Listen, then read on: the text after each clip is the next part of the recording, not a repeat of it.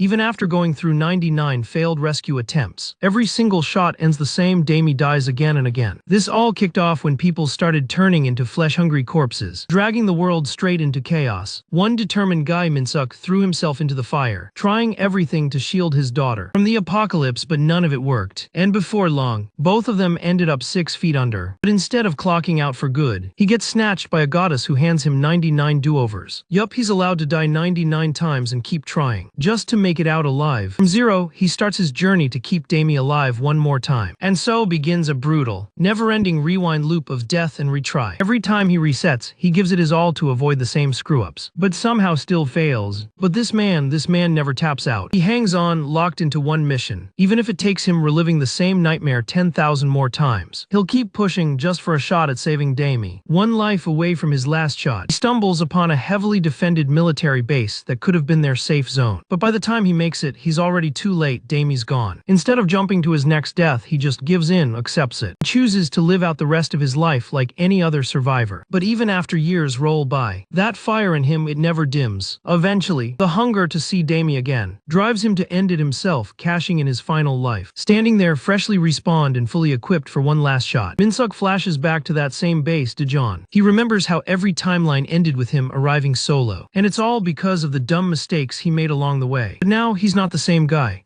This time he's stacked with every bit of intel and grit he's gained from 98 brutal resets. He swears he's not gonna blow it. He slowly pulls open the gate, locked in and ready to head to Daejeon for real. But what he sees next totally wrecks his plan. Unlike before when the street was chill, this time it's packed. Zombies flooding in like it's Black Friday and someone dropped a PS5. He's frozen. This is completely new. In 99 lives, this has never happened. And before he can even finish his mental commentary, the dead are already on him. That's when Damie yells, snapping him out of it. He immediately shoves her inside the house and slams the door, staying outside as bait to stall them. She's screaming at him, begging to let her out. But Minsuk's made up his mind. This one-man wall ain't budging. Even as they tear him apart, he's stone-faced. This pain, he's eaten worse. He's died almost 100 times. This isn't enough to break him. As his body crumbles, flashbacks hit him, moments when Damie was just a baby, sitting in his arms. And the way he loved her back then, it hasn't changed one bit. That father-daughter bond sparks something deep inside. No way he's letting these mindless things finish him like this. Suddenly, something inside flips. Power surges through him like he's hit God mode. He stands, then hurls a pile of zombies off like they're trash bags on cleaning day. Our dad just went from exhausted husk to full-on superhero, all thanks to one thing: love. One zombie dares to step up. Wrong move. Minsuk bulldozes the horde like they're tissue paper. One bites him. He bites back 10 times harder. At the same time, he punches clean through another corpse's chest. Then full anime mode, he slams that zombie into the pavement. Yeah, our guest truck comes off duty today and this dad's doing the job. Even the other walkers start backing off like, we messed with the wrong dad. Now he's out here glowing with aura, shredded like a final boss. One death glare from this dad is enough to make the zombies rethink all their life choices. Meanwhile, Damie's finally calming down inside the house. As the door creaks open, sunlight floods in. What she sees makes her heart skip. Her dad alive, standing strong, built like a demigod, muscles carved like sculpture, radiating raw power.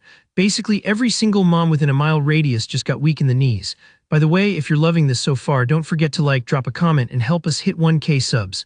Come join the Truck Kun family, we're building something epic. Fast forward to day 7 of the outbreak. Now we jump to Seoul. Specifically Mapo District. Why that matters, you're about to find out. There's a grocery bunker called Amart and it's a war zone. Next thing we know, a bunch of soldiers are standing guard outside looking furious. They're questioning how 2 people even made it here, considering the whole district is basically zombie city. In the shadows, Minsuk walks closer, while one hot-headed soldier looks like he's about to go nuclear. Oh, and all of them, yeah, they've got their guns locked right on our guy. Their leader demands to know what the hell happened to his face, then randomly guesses Minsuk must be some big-shot influencer just because of the shades. Weird logic, but hey, at least it's not bullets. Then stepping into the frame for the first time comes the badass known as Chahiri. She's not playing games.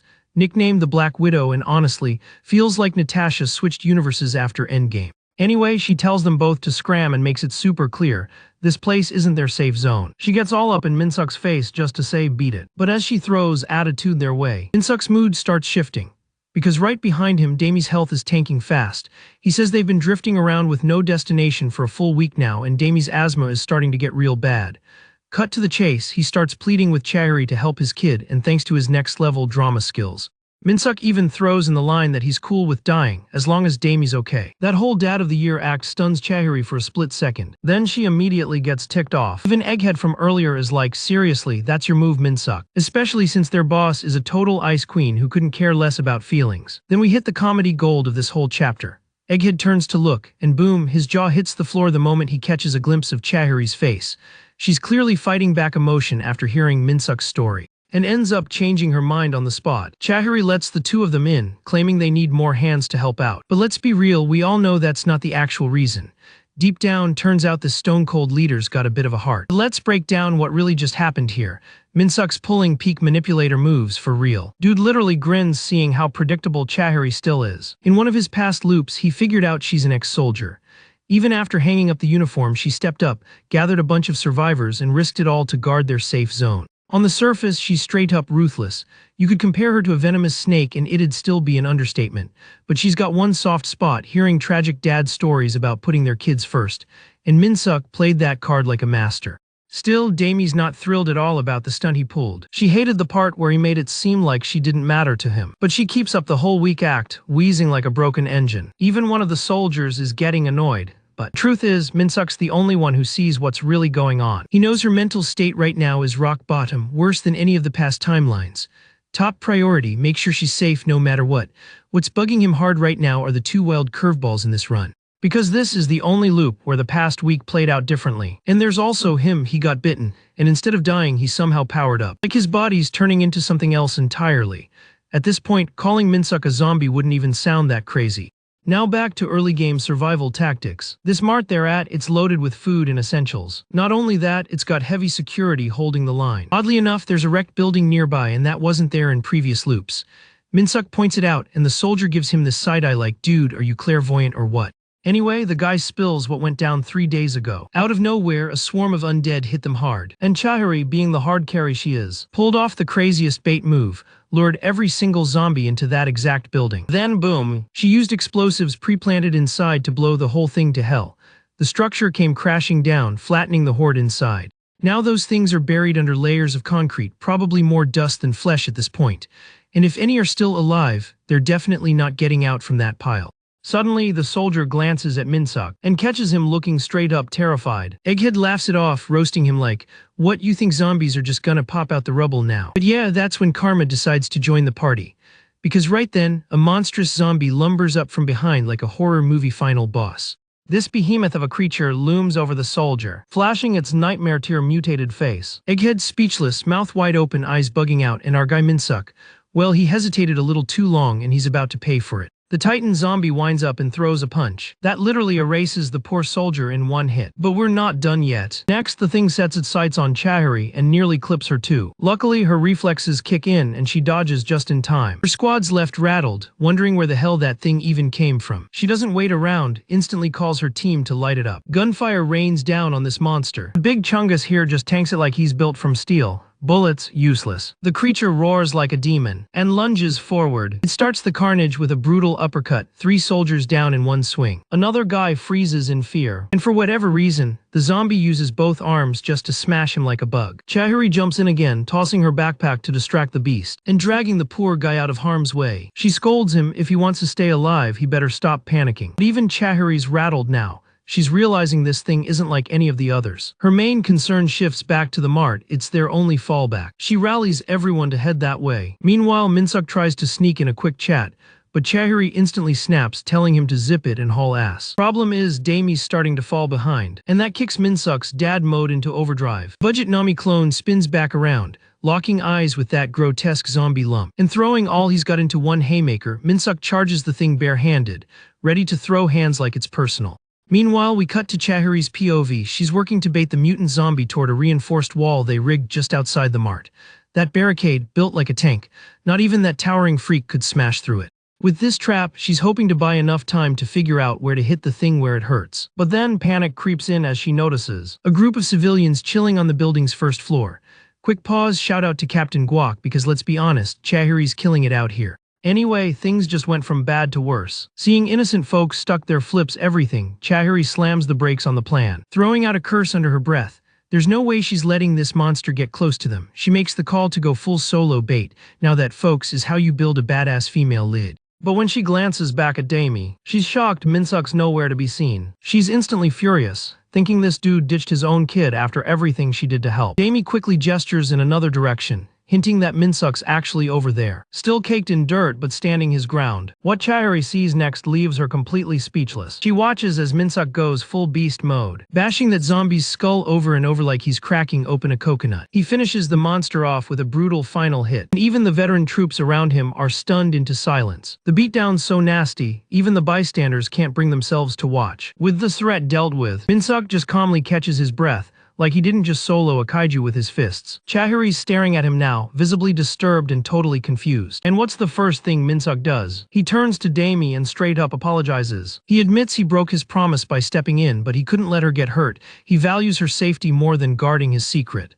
Only now things get trickier. Chihiri's got major trust issues flaring up, so much so that she whips out her gun and aims it dead at him, demanding answers. Dude's looking like a jacked Greek statue. And in that moment, Minsuk gives his official intro. He slowly removes his shades. And that move alone makes Damie panic. She knows if he reveals the truth, they might execute him on the spot. Then comes the mic drop. He calls himself a zombie, and then casually adds expert to it like it's a job title. Everyone goes silent. Even Chihiro and Damie are frozen, staring like, what the hell does that even mean? Now it's Gaslighter Promex time. Minsuk explains that ever since this nightmare began, he's been studying the infected, figuring out what takes them down. That's how he knew how to drop that beast earlier. And now he's offering to help the group. At first, Chihiro chuckles, thinking it's a joke, but then she just snaps, pulls a blade, presses it to his neck. She doesn't buy this zombie expert nonsense for 1 second. Damie tries to step in, but Chihiro shuts her down hard. Bottom line is, no normal guy should be able to beat a zombie that shrugged off bullets with just his fists. Even worse, those crimson eyes of his, they look exactly like the infected. Chihiro leans in, practically breathing the same air, and asks the big question, are you even human anymore? No joke, her face is like 2 inches from his at this point. But Zombie Papa stays calm and says the bullets from earlier actually did real damage. Chihiro squints, confused, so he clarifies.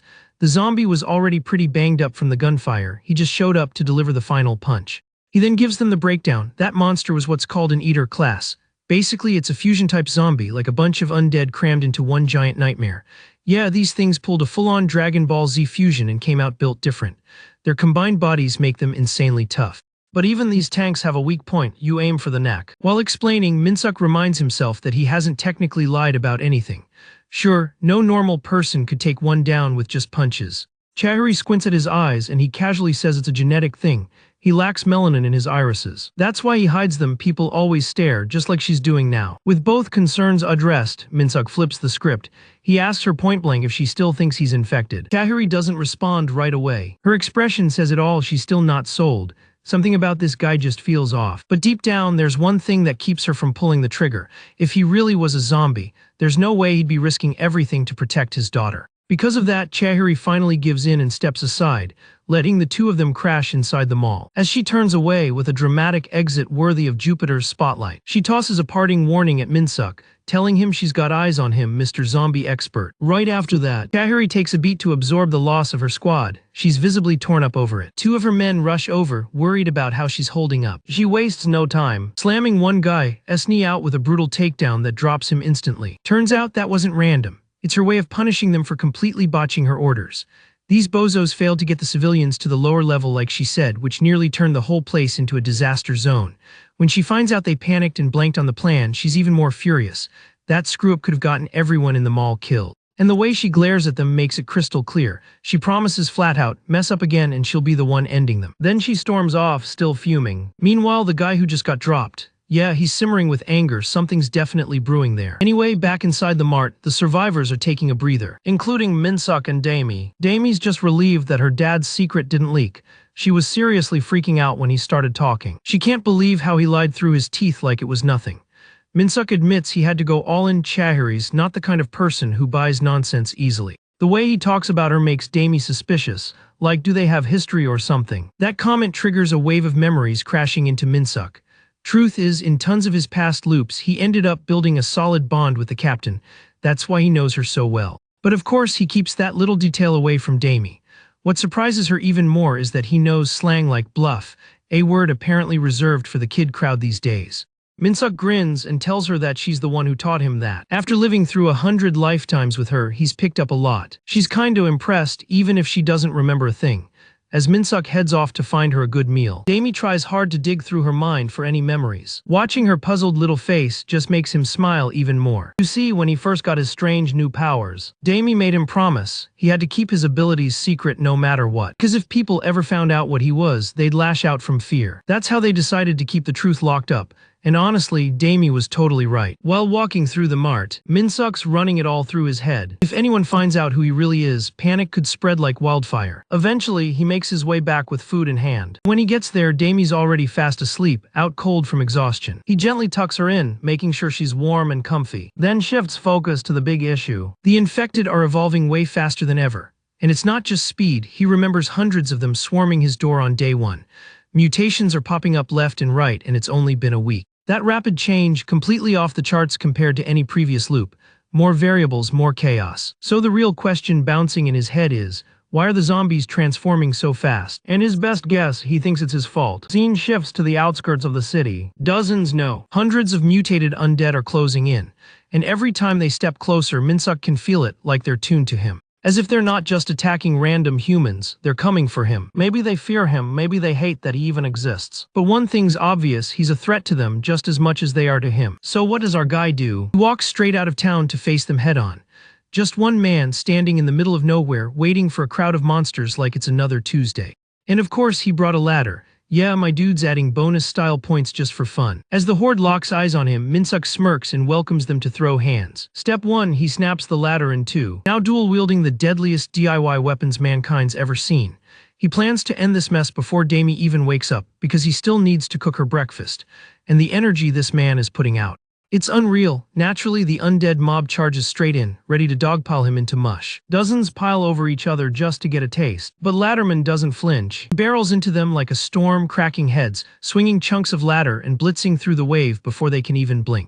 He's not just fighting walkers, these are enhanced types. Mutations, eaters, you name it. And he's wrecking them like they're made of cardboard. One clean hit and boom, an eater class drops like a sack of bricks. With that thing turned into zombie jam, he spins around just in time to see a swarm of mutated freaks toss some kind of explosive move at him. Yep, guess what? Apparently undead can shoot energy bombs now.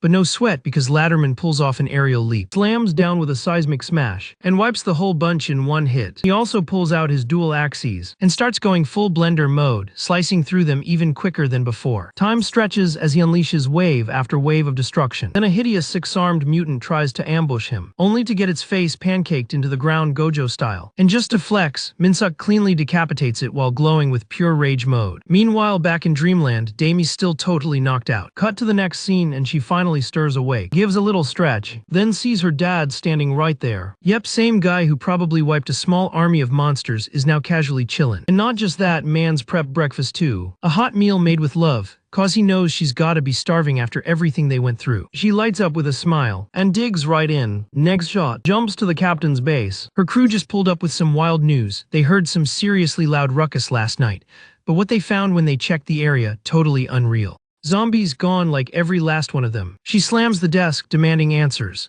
Like, did the infected go cannibal mode or what? The soldier says he couldn't believe it either, but he saw it with his own eyes. Every single one of those undead got flattened in just 4 hours. Then, a lightbulb moment. Chahiri tells the squad to gather all the survivors. This might be their golden ticket out of the mart. Switch to the survivors' POV. And they're seeing something they haven't seen in forever, a peaceful, blood-soaked morning. Yeah, streets are still a mess, but for once not a single groan or growl anywhere. People are hyped, some even start wondering where the heck the zombies went. One guy even points out the total silence. The conclusion, somehow the entire area's been cleared out. And for these folks who have been trapped in terror 24/7, this feels like the first breath of peace they've had in ages. Even Damie's confused. She looks at her dad and says maybe the zombies really did vanish. Little does she know, her old man soloed a full raid on the entire surrounding district just last night. He gently places a helmet on her head and talks to her real calm. Minsuk gives her one rule only: whatever happens, don't take the helmet off. The way he says it, like something terrible might be coming. Damie can't help but wonder what he's really trying to say. Right then, Chahiri rolls up with her squad outside the mart, megaphone in hand. She raises it and immediately speaks up. confirming that all the zombies in the zone have been eliminated. The people straight up lose it. They cheer like they just won the lottery, but hold up, they're about to get hit with the plot twist. Chahuri follows up by saying everyone's evacuating the area right now. And the crowd's not having it. After all this, they finally caught a break. Why bounce now? They start pushing back, saying there's no point in leaving with no zombies around. So Chahuri drops new info. Just 3 days ago, they lost radio contact with another team, the 2nd Mechanized Infantry Brigade, and this ain't some average squad. These guys survived the hell that was the Gyeonggi region. Heavy armor, real soldiers, they've got the tools to keep people alive. Her speech is meant to offer hope, but instead, panic erupts. People don't want to gamble their lives on some maybe safe unknown spot. They start freaking out. Chahuri tries to keep it together, telling them she knows someone on the inside. A guy called the Blue Hawk, top-tier soldier, runs the brigade like a pro. Also, can we just say, dude's back muscles could lead a rebellion. But trust isn't automatic. Even if she knows him, the rest of these people don't. They're not willing to bet everything on one radio ping. Crowds boiling over and Chahuri's clearly reaching her limit. She explains they won't survive another wave if the zombies come back. But the group is locked in their false sense of safety, thinking the coastals stay clear. One guy pops off and starts yelling. He accuses Chahuri of letting emotions get the better of her cause she's a woman. Seriously, this dude probably binge-watches Andrew Tate clips. What kind of brain-dead take even is that? Shockingly, his dumb little rant gets some traction. Now people are turning the blame on her. Then silence, Minsuk finally speaks. With just a few icy words, he reminds everyone what's coming. Like it or not, the undead will be back. Same genius who trash-talked Chahuri tries to talk smack to him too. But Minsuk just stares him down and calmly explains that staying put is like ordering takeout for the next horde. He paints such a grim picture that it straight up breaks the dude's spirit. He even calls out the guy's delusions of logic, leaving him shaking in his boots. His daughter looks over, completely confused about what just scared her dad so bad. Back to Papa Minsuk, he's straight with them. There's no certainty they'll survive the journey either. Still, it's better than waiting around to be zombie chow. But the crowd is still clinging to doubt, so Minsuk flips the script. He tosses a question at them. What happens if they stop getting support from Chahuri's squad? If no one follows orders, then what? That lands hard. The crowd starts murmuring, debating, turning on each other. Then something shifts. A few people begin siding with her, realizing they're toast without actual protection. Glasses guy, basically Clark Kent, speaks up. Says the only reason they've survived so far is thanks to her team. That one line, it changes everything. Hope floods back in. They start cheering, rallying behind Chahuri's lead again. Even though she technically won the crowd over, Chahuri just stands there, completely floored by what just went down. She was totally done listening to the crowd whining. But then this so-called zombie expert throws out one line and boom, the whole squad's suddenly riding with her. Now her brain's running wild trying to figure out who this blonde dude is and how he keeps pulling off miracle-level clutch saves. Minsuk, man, straight up says he doesn't even want the credit before she can even thank him, almost like he's reading her thoughts out loud. Here's the thing with Minsuk, dude lived through like 100 lifetimes full of life-or-death encounters where talking his way out was the only option. That's why he knows exactly how to handle this kind of chaos. At the same time, he tells Chahuri it's not about the group or glory. He's just here to keep Demi safe. Then, with total confidence, he reaches out and tells her he's putting his full trust in her to lead everyone to safety, and she's absolutely stunned he'd believe in her that much. But she pushes that thought aside and focuses up, announcing it's time to roll out. Claiming the title of Captain Chahuri, she promises not a single person will be left behind. Flash forward, and now with buses and backup vehicles at their disposal, the group pushes through the roadways coated in blood and gore. Quick shot of Demi looking annoyed, probably from that ridiculous helmet or cuz she couldn't sit with her dad. Up front, Chahuri is in full command mode, steering them clear of any major threats. And finally, they make it past the Han River, a big win considering the state of the world. Still, Chahuri keeps her cool and tells the crew to stay alert, cause things are far from over. Sure enough, their recon units spot a nightmare. Crowd of zombies way up ahead. These things are stacked on top of each other just to push closer. Chahuri immediately calls the play civilians and Team C head right, she and her squad cut left. And since we're here, let's talk zombie mechanics. One huge weakness. Their hearing's way sharper than their vision. So what's the move? Well, Chahuri grabs a bunch of noisy cans and launches them like missiles right into the zombies' faces. The sound overload makes them freak out hard, sending them into rage mode. It's not just a distraction, it's bait. They want the zombies to chase after their vehicle. With the trap set, Chahuri orders the drivers to floor it. The idea is to outpace the undead, even though these things run like they're training for an Olympic event. Yeah, we've got a full-on zombie track team on our hands. The gap's closing fast, so she pulls the trigger on Plan B, lead M to the bridge. Now here's the kicker, the bridge is already destroyed. But remember that second zombie flaw. These things don't care about logic, their only instinct is to chase down people no matter what. Using that, Chahari tells the drivers to slam the wheel and pull a hard turn before they hit the drop. Meanwhile, the horde's barreling in too fast to stop, ending in a full-blown zombie pileup off the edge. Chahari's truck swings around and starts mowing down whatever stragglers remain. Problem is, the fight's not done. Tons of the freaks are still shambling nearby, so time for trait number 3. Their backs are their weakest point. In other words, aim for the booty. Which is exactly what Minsuk does as he shows up with the ultimate zombie-crushing machine, a full-on road roller. This beast of a vehicle turns bodies into pancake batter on contact. Honestly, the way this man is handling this thing, I'd pay money to see a farming sim crossover edit right now. Too bad for the zombies, Minsuk's on a demolition spree. Some of them even run straight at the roller like it's gonna end differently.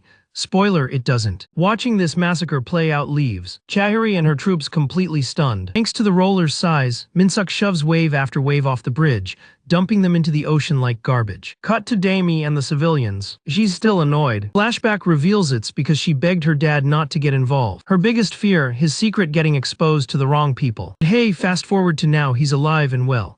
And yeah, it turns out the One Piece is real, folks. Funny thing is, back then, he told her he was just gonna help Chahari's team a little. Now he's back looking like the final boss of a construction-based fighting game. Girls speechless. Then Chahari jumps out and yells for everyone to stay behind her. Because yep, another group of raging zombies is charging right at them. Too bad for the undead. Minsuk's out here steamrolling through the horde like it's lawn mowing day. That road roller clears everything in his path, carving a zombie-free highway for the survivors to pass through. And just like that, the group officially escapes the death zone. After a brutal stretch of non-stop survival mode, they finally set foot in the fortified camp of the 2nd Brigade. Let's break it down real quick. This squad has been one of the most reliable checkpoints in almost every timeline Minsuk's been through. They're basically the last pit stop before making it to the promised land of Dijon. So the fact they made it here in just 8 days, yeah, that's insane, practically speedrunning the apocalypse. Still, Minsuk's dad instincts kick in hard. He knows the second he lets his ego take over. Boom, Damie gets taken and he's left powerless all over again. So even in this loop, he's sticking to the exact same script he used in all the others: minimal changes, maximum control. In his mind, this is where the real war starts. But for now, Dude's getting props from everyone for leading the whole crew to safety. Even though the soldiers found the roller themselves, none of them could actually use the thing. That Minsuk knew how to handle it makes them wonder, was this guy in construction or something? Our boy quickly shuts that down. Says he just learned to use it so he'd stand a better chance out there. Bottom line, they made it with 0 losses and Chahari's genuinely thankful.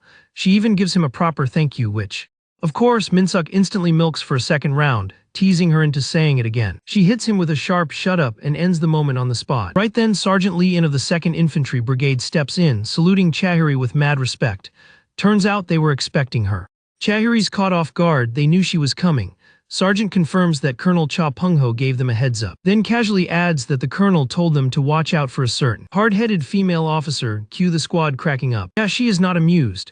Chahari shoots them all a look that could melt steel and demands to know where the colonel is. She's told he's currently at the back gate, where a fresh batch of zombies just showed up out of nowhere. Now she's freaking out. Dude went out there with just a squad. The sergeant tries to calm her down and insists that's not what happened. But the way he nervously laughs and avoids eye contact, yeah, she's not buying it. Here's what really went down. Colonel Cha Pungho didn't go out with backup. He went solo, because that's just the kind of insane legend he is. Cut to the rear gate. A few soldiers in the watchtower are counting down the colonel's clear time like it's a video game leaderboard. They cheer as he wipes out the horde in 35 minutes flat. Apparently, Pungho prefers blades to bullets. He swears by his axe, calling it the ultimate zombie slayer. He literally makes the fight harder just because he enjoys watching heads roll. So yeah, meet the Blue Hawk, war hero, commander of the 2nd Brigade, and a guy who thinks zombies are beneath him. His troops beg him to start using guns. Because if this dude ever does turn into a zombie, game over for everyone. But Pungho just laughs, saying there's no way a bunch of rotting corpses could ever lay a finger on him. In his mind, these things are crawling in slow motion. He's on a whole different level, and he's cracked their entire playbook. Bro even roasts his own men, calls them useless weight, which is why he never lets them fight alongside him. They're salty, sure, but they know he's spitting facts. Having wiped the whole field solo, the colonel starts feeling the ache in his joints. That old man wear and tear is catching up. Still, he's low-key bored. Zombies are too easy. Nobody stepped up to give him a real challenge in forever. Well, ask and you shall receive. One of the supposed dead eater-class zombies suddenly rises up. Not just moving, it's grinning at him. It bolts at Pungho like a cursed night terror. but right before it makes contact, bam, Minsuk enters with the road roller, turning it into monster puree. The soldiers can't even process what just happened, and Pengho, he instantly locks onto Minsuk. Now on full alert, remember earlier when he claimed he could feel a zombie's strength? Well, right now, he senses something terrifying wrapped around Minsuk's body, like a walking embodiment of death. It's throwing him off because Minsuk looks totally normal. Just a chill dude helping Chahiri's squad, talking like everything's fine. But Pengho's instincts are screaming. He immediately swings his axe with everything he's got. And no, this isn't just a warning hit, he goes full send. The soldiers watching think their colonel's lost his mind, attacking a civilian like that. But what happens next silences them all. Minsuk catches the axe with one hand at full speed. No blood, no struggle, just snatches it midair. Pengho is straight up horrified. He calls for a level red alert right then and there, declaring that the man in front of them isn't human, he's a threat. And Minsuk gets it. He knows this guy isn't like the others. No chance he's getting away with playing dumb. So he drops Pengho's full name mid-sentence, just to mess with him, then shatters the axe into pieces with a single punch. Cool as ever, he says he wants to stick around and help, but he knows that words aren't gonna cut it with this colonel. He's gotta do it Pengho style. The colonel catches the shift in his stance instantly. That fighting posture, it's an open challenge. Without a second thought, Pengho unhooks his straps. It's go time. In the wild part, he's shocked that Minsuk even knew how to bait him like this. Bro's fought dozens of maniacs over the years, but nothing prepared him for a dude like Minsuk, someone who already understands exactly how his brain works. The moment Pengho locks eyes on Minsuk, he rockets down like a heat-seeking missile, dead set on figuring out what kind of anomaly this guy even is. Right after that, we cut to the squad moving in, lighting up a code red alert to warn everyone on base. Chahiri is stunned, blurting out what the hell is going on, but the soldiers aren't giving her any answers just yet. They're sticking to orders, plain and simple. Then bam, Captain Guak just shows up out of nowhere, and before Chahiri can even get a word out, he's already shoving a gun in her face, instantly ticking her off. Turns out the guy's on edge because the creature that ambushed their leader earlier, it apparently mentioned her name. So now he's grouping her in as a potential threat. She's still confused about the whole monster part, until the soldiers spell out Minsuk's full name, quoting him directly. Thing is, nobody really knows who this guy is. Not unless you're one of the outsiders that just rolled up to their base. And the one totally panicking, it's Damie. She's terrified for her dad. Back at the fight, Minsuk's throwing hands like he's channeling peak Saitama. One swing and boom, a concrete wall gets completely wrecked, which freaks out Pengho enough to make him leap back. That busted wall, proof that this guy's on a whole other level. Pengho even scoffs at how this dude is still trying to pass as a normal human. Then when he throws a kick, Minsuk blocks it like it's nothing, and in a literal blink, disappears and circles all the way around him. Minsuk is fired up and ready to drop him. But props to Pengho, he's still lightning fast, dodging the strike even while caught off guard. In the same moment, the colonel lands a solid hit, clocking Minsuk right in the face and actually doing some damage. Yeah, this guy's going toe-to-toe with a superpowered zombie and not backing down. Respect. They both pause for air. And that's when Pengho grabs Minsuk by the collar, calling him out for holding back this whole time and not going full throttle. And honestly, that's exactly why he managed to survive that earlier punch. Minsuk just nods and admits it, he's been pulling his punches. Because if he really turned it up to 100, Pengho wouldn't be standing right now. And this isn't just some punk talking trash after losing a fight. This is coming from the same guy who just broke a wall with one hand. It's a tough pill to swallow, but it's the truth. Ever since they started scrapping, every instinct in the colonel's body has been screaming that he's outmatched. Still confused, Pengho demands to know what his deal is. And Minsuk, he calmly says he's only here to ask for protection. That response sends the colonel into a full-on laugh right in his face. And honestly, can you blame him? The strongest guy alive just asked for help, who wouldn't laugh? But then Minsuk lays it out, he doesn't care about himself. It's Damie he's worried about. She's stuck with the soldiers right now, standing beside Chahiri, and he just wants her to be safe. That's all he wants, a spot in the brigade where his daughter won't be in danger. And yeah, words alone aren't enough. So Minsuk drops to his knees, no ego, no pride, just a dad willing to give it all up if it means keeping her alive. He even says he'll do anything the colonel demands as long as his daughter gets to stay safe. Later that night, we shift to the civilian bunker inside the brigade. It's where they house regular survivors. But something's changed. Once they hear the word monster tied to Rumen Siak, the room fills with tension. Everyone's getting paranoid, pointing out the weird stuff about his strength, his strange eyes. People start whispering, thinking maybe he's one of the infected. And Minsuk, after everything he did for the colonel earlier, he's still locked up and chained down. He remembers the colonel's promise, that he'd keep Damie and the rest under protection. But when it comes to Minsuk himself, that's where things get complicated. A guy like him, leaving him unsupervised could be a massive risk. That decision, yeah, that was actually Minsuk's own call. He straight up suggested they lock him up for as long as it takes, just so the brigade and its people know he's not out here causing chaos. He figured it's the only way to earn their trust. And even though he's stuck alone right now, Damie can't help but sneak in to visit him. From the other side, she throws him a big grin and cheers him on. For Minsuk, just seeing her safe like that, it's everything. She lets him know that once the code red got lifted, the soldiers actually treated them well, like really well. So well that she even got permission to see her dad. Also Loki, she couldn't stand how cramped it was in the shelter. After everything he's endured for her, Minsuk still feels like he failed. He tells her sorry, says he broke a promise. That throws her off a bit. But in his head, he's convinced she's disappointed, that he let her down again. But then she slams her hand on the window and shuts that thought down hard. She reminds him loud and clear. If it wasn't for him going all in, none of these civilians would have had a safe place to crash. And instead of him moping around, she gives him the biggest smile and tells him to actually take a second to feel proud. Even if people still side-eye him, she knows what he did mattered. Honestly, I feel bad for the guy too. Dude gave it his all and people still don't get it, but Damie, she gets it. She tells him again she believes in him no matter what. The moment ends with her realizing she's got a dip. Roll call S coming up. And she can't be late. She waves him goodbye and bolts, leaving Minsuk quietly smiling through the glass, just glad he got to see her. But here's the real part. Every step Damie takes away from that room, her emotions catch up to her. Eventually she starts crying, proof that whole cheerful act earlier, that was all for him. And Minsuk's no different. Yeah, they both held it together in the moment. But deep down, they're wrecked about being apart. Suddenly, a small sliver of light cuts through the tension. Someone steps into Minsuk's holding cell. It's Sergeant Lee In. He's there to take Minsuk to see the colonel. Next scene, we're in the war room. Cha Peng-ho's got a map laid out, finger on a specific point. It's a station that might still be holding survivors. They just picked up a signal not long ago, so there's a chance people are still alive there. But along with those pings, they also caught some strange static, something they can't explain yet. Whatever it is, they need to move fast, and they can't afford to bloat the team. That's why Cha Peng-ho picked only 2 people for this job, himself and Minsuk. That's it, just those 2. And I don't know about you, but I've got a feeling this 2-man squad is about to absolutely fold some zombies. But this mission isn't just about saving people, it's also a test. The colonel wants to see what Minsuk's really made of. Is he just talk, or will he actually go all the way for his daughter? And the second Minsuk hears that, he shatters the chains like they were made of string. Just straight up snaps message received. He's had the power to walk free this whole time, but he stayed locked up just for Damie's sake, he asks when they're rolling out. And Cha Peng-ho cracks a grin. Then comes the signal, they're heading out right now. And man, the way both of them step into that final frame, they're dripping with energy. You already know those zombies are about to get clapped. Welcome to the Goopebble Station Rescue Arc, let's ride.